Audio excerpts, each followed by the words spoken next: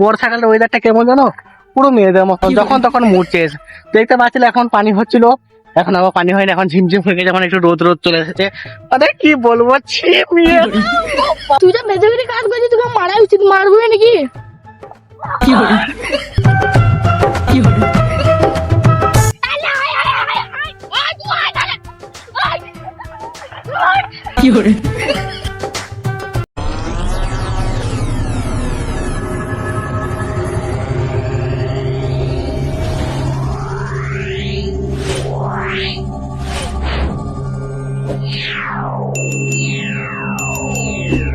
Welcome to back to my channel guys. তোমরা দেখছো আমার চ্যানেল, আমি হলাম এলজি রোহিত ব্লগ। তো গাইস আজকে ভিডিও টাইলে থামলে তো তোমরা বুঝে নিয়েছো আজকে ভিডিওটা আমার কি হতে চলেছে, তা আমাকে বলেছি। ঠিক আছে, এই যে দেখতে পাচ্ছ খুব সুন্দর ভাবে বৃষ্টি হচ্ছে। ঠিক আছে, এই বৃষ্টিতে আজকে আমি ভিজবো আর ভিজবো আর অনেক কিছু এনজয় করবো, সেগুলো তোমাদেরকে দেখাবো। ঠিক আছে, আর এখন আছি আমি একাই, এখন আমার কাছে কেউ আপাতত নেই। তো ঠিক আছে, দেখা যাক চলো কেউ আসে, তো তখন আমি কিছু গোলমাল করি। তো গাইস আমাদের মাচারের কি অবস্থা হয়েছে দেখো, মানে বর্ষাতে পুরো মাচার আমাদের নষ্ট হতে চলে গেছে, মানে পুরো মাচাটাই ভিজে গেছে। দেখতে পাচ্ছ, দেখো পুরো মাচাটার মধ্যে এবার নষ্টর দিকে। তো গাইস দেখতে পাচ্ছ এখন আমি মাঠের মধ্যে চলে এসেছি। ঠিক আছে, এখানে আমি মাঠে মাঠে নিজে নিজে একা একা এনজয় করবো।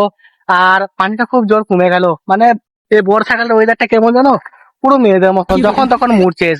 দেখতে পাচ্ছিলে এখন পানি হচ্ছিল, এখন আবার পানি হয়নি, এখন ঝিমঝিম হয়ে গেছে, এখন একটু রোদ রোদ চলে এসেছে। আরে কি বলবো, ছি মেয়ে। ও মাই গড, যাচ্ছে তাই অবস্থা হয়ে গেল মা। ও মাই গড, চলো গাইস।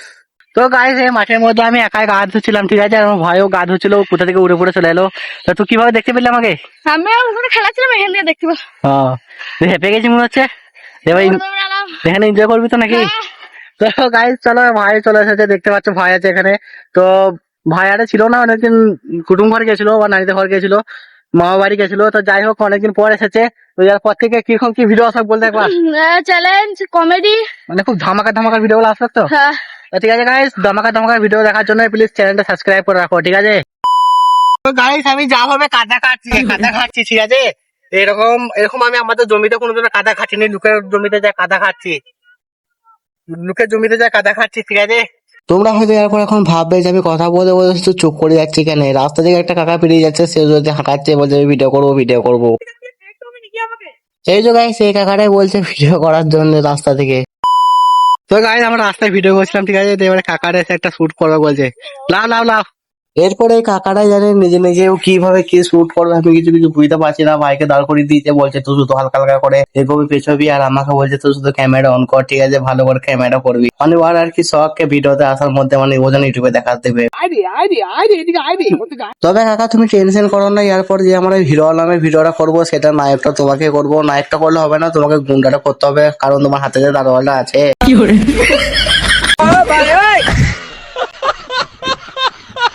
তো গাইস এদের একটা ডাব্লিউবি ফাইল লাগাই। ঠিক আছে, চলো ভিডিওটা স্টার্ট করা যাক। So 1 2 3 start.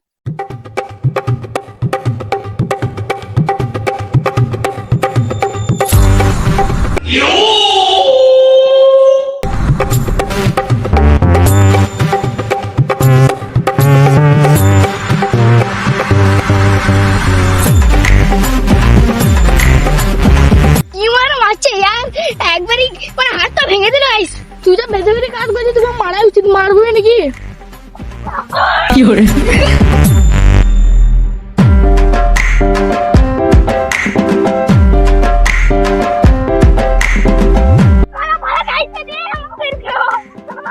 মারবো না, মারা দাঁড়া, তোকে মেরে রেখে দেবো।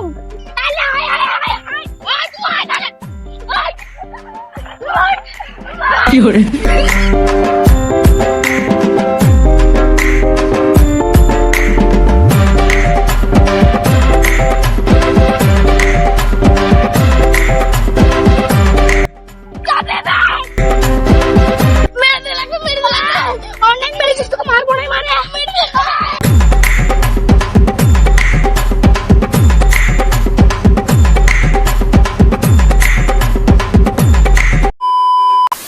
তো গাইস ভিডিওটা এই পর্যন্তই ছিল। ভিডিওটা একটু ভালো লাগলে লাইক কমেন্ট শেয়ার সাবস্ক্রাইব করে দিও।